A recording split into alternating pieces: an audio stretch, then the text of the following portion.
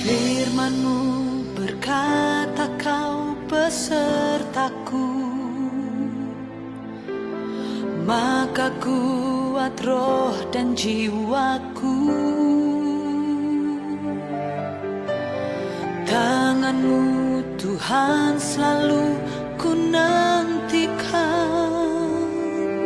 Shalom saudara yang diberkati oleh Tuhan kita Yesus Kristus. Kembali lagi jumpa dengan saya Pendeta Ebenezer Plaimo dalam program kita Facebook Firman Allah Cermin bagi orang-orang Kristen. Bapak mama saudara yang diberkati oleh Tuhan, dimanapun saudara menyaksikan siaran ini, ingat kembali bahwa kita sedang membahas topik-topik yang bertemakan tentang kekristenan. Saya ingatkan kembali beberapa topik atau pembahasan atau tema-tema yang sudah saya seberangkan pada bagian-bagian sebelumnya. Antara lain, yang pertama kita sudah mempelajari tentang kita Kristen. Saya membahas beberapa hal tentang sejarah Kristen mula-mula atau bagaimana pergerakan kekristenan itu pertama kali muncul, dan juga arti kekristenan menurut Alkitab ditinjau dari bahasa aslinya. Saudara yang diberkati oleh Tuhan, di bagian yang kedua saya juga membahas tentang Kristen gentleman, saudaraku, dan saya mengangkat tokoh kita yang sangat luar biasa, yaitu Yesus Kristus, menjadi patron daripada pembahasan kita tentang Kristen gentleman. Lalu pada pembahasan yang ketiga, kita mempelajari tentang Kristen positif, saudaraku yang diberkati. Dan dalam pembahasan itu saya menyoroti tentang bagaimana kita menghadapi situasi-situasi sukar, menghadapi keadaan-keadaan yang sulit, namun kita boleh melihat itu dari kacamata kekristenan, saudaraku. Dan yang keempat, kita mempelajari tentang bagaimana kekristenan itu supaya tidak kena tipu. Saudaraku, saya membahas bagian itu dengan maksud supaya kita betul-betul berlandaskan kepada kebenaran, tidak gampang terprovokasi dengan ajaran-ajaran apapun yang bermunculan hari-hari ini. Di bagian yang berikutnya, saudara, saya juga membahas tentang perbuatan baik dari kacamata kekristenan. Perbuatan baik dari kacamata kekristenan. Mengapa saya membahas bagian ini? Karena dari kacamata kekristenan, perbuatan baik, saudaraku, tidak seperti dengan pandangan-pandangan di luar kekristenan. Lalu yang berikutnya, saudaraku, yang ketujuh, saya membahas juga tentang Kristen musafir, yaitu ada 3 pembahasan yang saya sampaikan pada topik Kristen musafir tersebut, dan kita mengambil kesimpulan bahwa Kristen musafir memberikan sebuah pembelajaran buat kita bahwa hidup di dunia ini adalah hidup yang sementara. Hidup di dunia ini, saudaraku, bukanlah sebagai seorang yang boleh dikatakan tuan rumah, tetapi kita cuman pendatang yang dipercaya oleh Tuhan mengembara di dunia ini. Karena itu kita melakukan bagian-bagian yang tidak boleh kita lupakan sebagai Kristen musafir. Saudara yang diberkati oleh Tuhan, nah, pada kesempatan yang berbahagia hari ini, saudaraku yang diberkati, saya akan membahas bagian yang ke-8 pada pertemuan kita ini dengan tema, saudaraku, Kristen public figure. Ya, ini tema yang akan menjadi sorotan kita pada kesempatan diberkati ini. Kristen public figure. Nah, saudara yang diberkati oleh Tuhan Yesus Kristus, ketika kita berbicara tentang Kristen public figure, sekali lagi saudara, saya ingin menekankan di awal daripada pembahasan ini bahwa menjadi Kristen public figure atau menjadi Kristen yang dapat dikenal, menjadi Kristen yang dapat dikenal oleh banyak orang, saudaraku, tidak bermaksud supaya kita kemudian menjadi orang Kristen yang salah langkah. Dengan kata lain, kita mencari puji-pujian manusia di dalam kita melayani Tuhan, di dalam kita mengiring Tuhan, di dalam kita menjadi pengikut Tuhan. Tentu tidak. Karena saudara, yang saya maksudkan dalam bagian ini, Christian public figure, adalah bagaimana kita dikenal oleh orang supaya Yesus menjadi terkenal, supaya Yesus dapat dipermuliakan, supaya Yesus dapat dinyatakan, supaya Yesus dapat dikenal oleh banyak orang. Sehingga apa yang dinubuatkan oleh Alkitab di dalam catatan Rasul Paulus, Filipi pasal yang kedua, saudaraku, dia berkata bahwa setiap lutut akan bertelut, setiap lidah akan mengaku bahwa Yesus Kristus adalah Tuhan. Nah, kalau kita mengkaitkannya dengan suratan Roma pasal yang ke-10, saudaraku, bagaimana ini lidah bisa mengaku bahwa Yesus itu adalah Tuhan? Bagaimana lutut itu bisa bertelut dan menyembah Yesus itu adalah Tuhan? Tentu ada pemberitaan Injil, ada penyampaian kabar baik, ada Kristus yang harus dinyatakan. Nah, Kristus yang harus dinyatakan itu, saudaraku, kabar baik yang harus dinyatakan itu tidak lain melewati setiap pribadi kita, melewati, saudaraku, pembicaraan kebenaran yang kita sampaikan, dan juga lewat seluruh segi kehidupan kita. Paulus pernah mengatakan begini di dalam suratan 2 Korintus pasal yang ketiga ayat yang kedua, kamu adalah surat pujian kami yang tertulis dalam hati kami, dan yang dikenal dan yang dapat dibaca oleh semua orang. Kata ayat ini jelas, saudaraku, bahwa kita semua adalah surat pujian yang tertulis, saudaraku. Lalu kemudian dikatakan yang dikenal dan kemudian yang dapat dibaca oleh semua orang. Di bagian ayat yang ketiga kita menemukan bahwa Paulus mengungkapkan satu pernyataan bahwa ditulis bukan, saudaraku, pada loh-loh batu, tapi ditulis pada loh hati kita. Artinya setiap kebenaran yang kita dengar terukir dalam seluruh hidup kita dan terekspresi, ternyata atau tercermin dalam seluruh kehidupan kita setiap hari, sehingga itu membuat orang lain bisa mengenal Kristus. Nah, pernyataan di dalam 2 Korintus pasal 3 ayat yang kedua, di sini dikatakan yang dikenal, berarti kita ini menjadi public figure. Kita yang dikenal dan dapat dibaca oleh semua orang, berarti kita menjadi public figure. Orang Kristen adalah menjadi public figure. Saudara yang diberkati oleh Tuhan Yesus Kristus, karena itu sebagai orang-orang percaya, apalagi kita yang ada di kantong-kantong Kristen, saya ingin ingatkan buat kita bahwa kekristenan kita disoroti, kekristenan kita ini harus menjadi berkat buat orang lain. Alkitab juga memberikan catatan di dalam suratan Yohanes pasal yang ke-15. Yesus sendiri berkata di sana bahwa, saudaraku, kita berbuah banyak supaya Bapa dipermuliakan. Kita berbuah banyak supaya Kristus dipermuliakan. Nah, saudara yang diberkati oleh Tuhan, pembahasan kita tentang Kristen public figure, saudaraku, akan saya soroti khusus dari kisah di dalam kitab Kisah Para Rasul pasal yang ketiga. Saudaraku, kita akan perhatikan secara khusus pada bagian ini ayat yang ke-11 sampai dengan ayat yang ke-26. Jadi saya mau bahas Kisah pasal 3 ayat 11 sampai ayat 26 tentang Kristen public figure.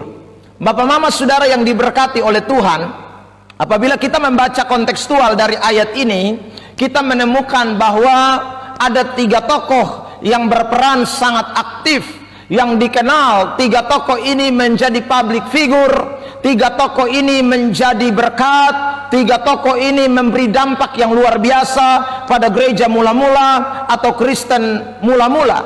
Saudara yang diberkati oleh Tuhan, tokoh itu adalah Petrus dan Yohanes, dan seorang yang telah disembuhkan lewat sebuah mujizat, yaitu, saudaraku, ketika ada di pintu gerbang bait Allah.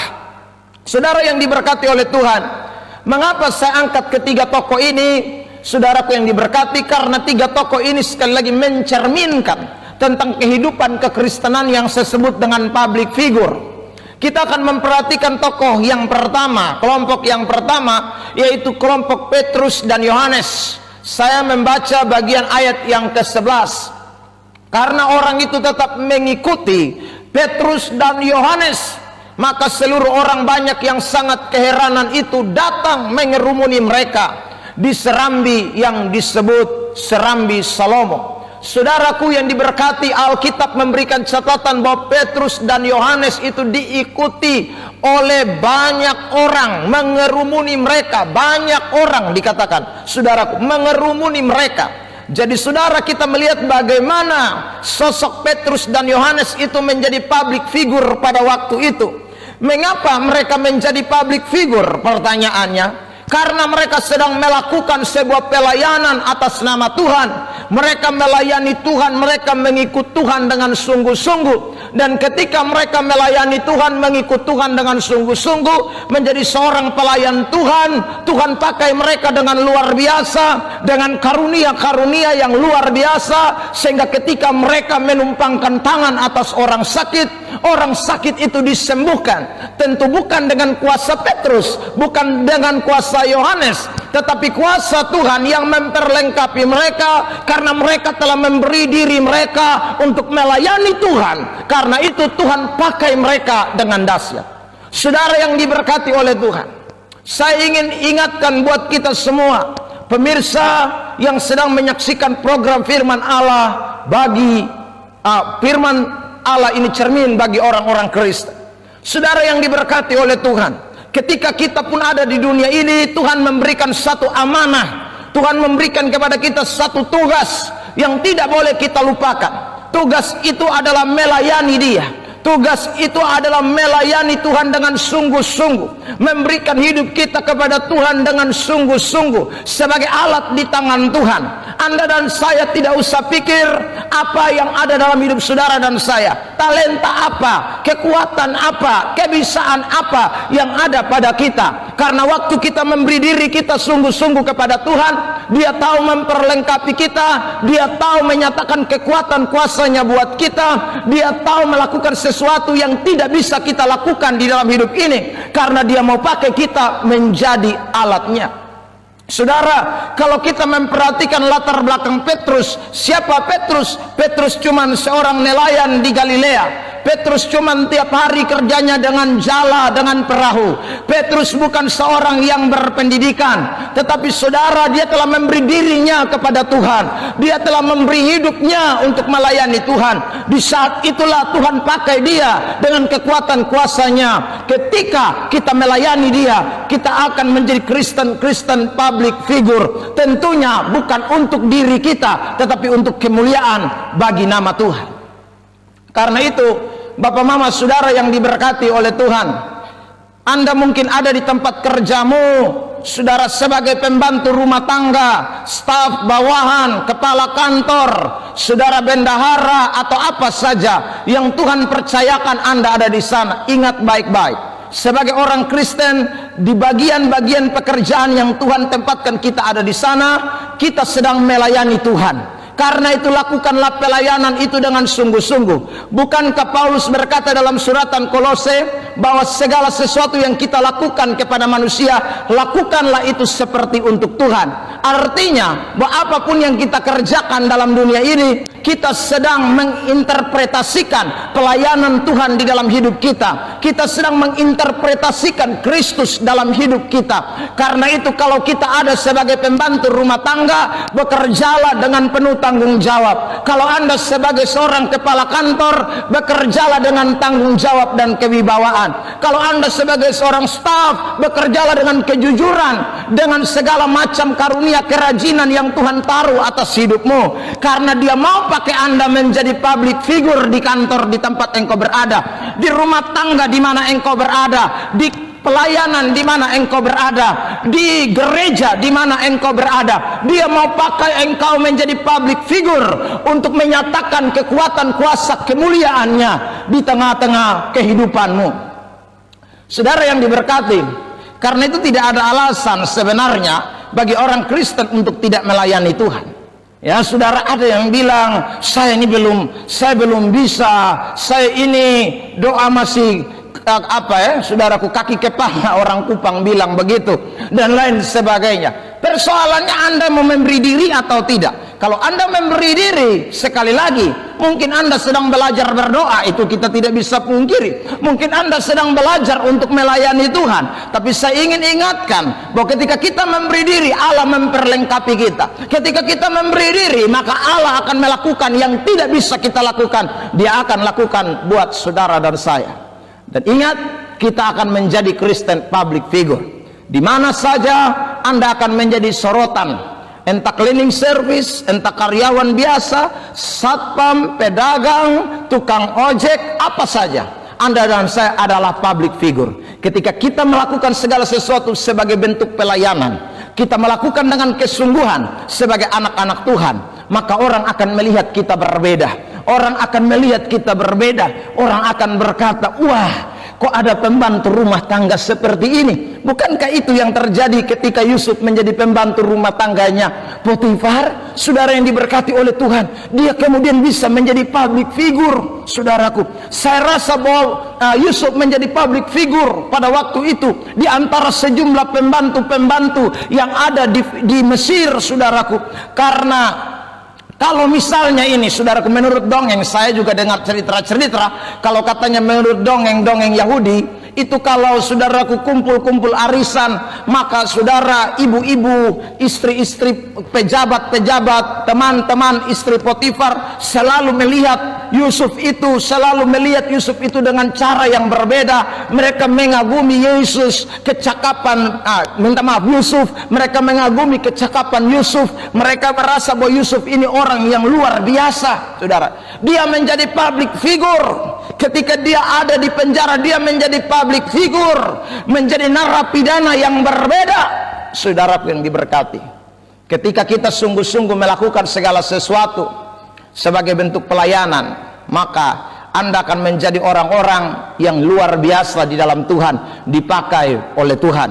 Karena itu jangan remehkan keberadaanmu, jangan meremehkan, saudaraku,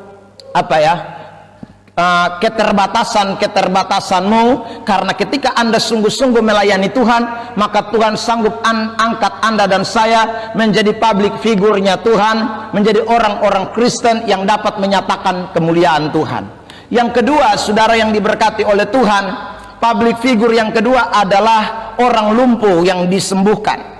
Kita masih melihat di ayat yang ke-11 dikatakan begini, karena orang itu, yang dimaksud adalah orang yang tadi disembuhkan, orang lumpuh itu tetap mengikuti Petrus dan Yohanes, maka seluruh orang banyak yang sangat keheranan itu datang mengerumuni mereka. Jadi bukan hanya mengerumuni Petrus dan Yohanes, tapi juga mengerumuni orang lumpuh itu. Mereka bukan hanya terheran-heran dengan mujizat yang terjadi yang saudara, oleh perantaraan Petrus dan Yohanes itu dilakukan, tetapi juga mereka terheran-heran dengan mujizat yang bisa dialami oleh orang yang, saudaraku, sering berada di pintu gerbang bait Allah itu, yang tukang kerjaannya adalah minta-minta.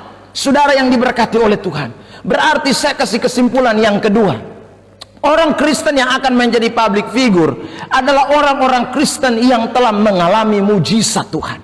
Orang-orang Kristen yang tidak menyembunyikan keajaiban-keajaiban Tuhan yang dialami dalam hidupnya. Orang Kristen yang tidak menyembunyikan berkat-berkat yang Tuhan berikan di dalam hidupnya. Saudara perhatikan, ketika orang lumpuh ini disembuhkan, dia berlari-lari mengikuti Petrus dan Yohanes menuju ke Serambi Salomo. Dia tetap mengikuti Petrus dan Yohanes. Dia ingin terus, saudaraku, menyatakan tentang kemuliaan Tuhan yang dialami di dalam pribadinya. Dia ingin menyatakan tentang mujizat Tuhan yang dialami di dalam pribadinya, supaya orang lain bisa lihat bahwa ini Kristus yang telah menyembuhkan aku, Kristus yang telah membebaskan aku dari keadaanku yang dulu yang engkau lihat aku duduk di pintu gerbang. Sekarang aku sudah terlepas oleh karena mujizat itu.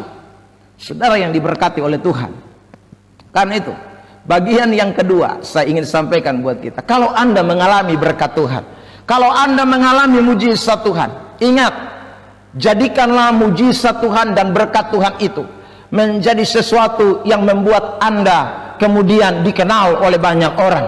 Tentu sekali lagi dengan maksud supaya orang lain bisa mendengarkan tentang kesaksian perbuatan-perbuatan tangan Tuhan di dalam hidup saudara.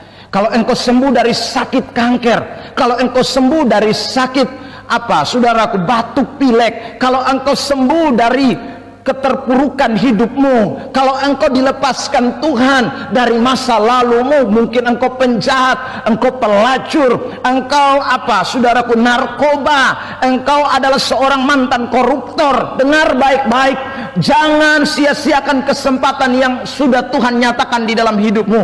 Nyatakan itu kepada banyak orang, karena orang mau melihat Kristus di dalam hidup saudara. Karena waktu Anda mengalami mujizat itu tidak bisa dibendung. Orang lain harus mendengarkan tentang perbuatan-perbuatan tangan Tuhan yang ajaib dalam hidup saudara dan saya. Nah, ini dua figur yang luar biasa, baik Yohanes Petrus maupun juga saudaraku orang lumpuh yang disembuhkan. Tidak peduli namanya siapa, tapi mujizat itu harus dinyatakan. Berdiri dan mulai bersaksilah kepada orang banyak.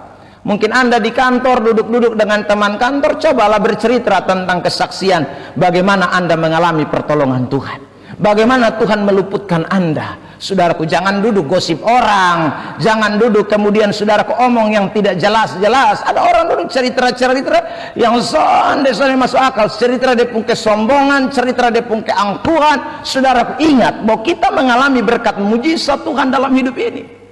Karena itu biarlah Tuhan yang dipermuliakan. Nah, ini kesempatan bagian pertama dari Kristen public figure yang saya mau seberangkan buat kita, saudaraku yang diberkati oleh Tuhan, sehingga kita boleh menyatakan tentang Kristus itu di dalam hidup saudara dan saya ketika Tuhan pakai kita menjadi public figure. Dua hal penting yang saya seberangkan hari ini pada bagian yang pertama, yaitu menjadi Kristen public figure adalah ketika kita melayani Tuhan, ketika kita sungguh-sungguh memberi hidup kita kepada Tuhan. Dan Kristen public figure adalah ketika kita merasakan bahwa apapun yang kita alami dalam hidup ini ada mujizat, ada berkat Tuhan, dan kita nyatakan kepada banyak orang. Itulah Kristen public figure. Pada bagian yang kedua nanti, saudara, saya akan membahas, saudaraku yang dikasih oleh Tuhan, ketika kita sudah menjadi public figure, ketika kita sudah melayani Tuhan dengan sungguh-sungguh, ketika saudara mulai diangkat oleh Tuhan, bagaimana saudaraku kita mengaplikasikannya dalam kehidupan kita setiap hari. Nantikan, jangan lewatkan, saudaraku yang diberkati oleh Tuhan, program ini pasti saudara akan mengalami berkat Tuhan yang luar biasa. Kristen public figure bagian kedua, sampai ketemu. Shalom, Tuhan memberkati.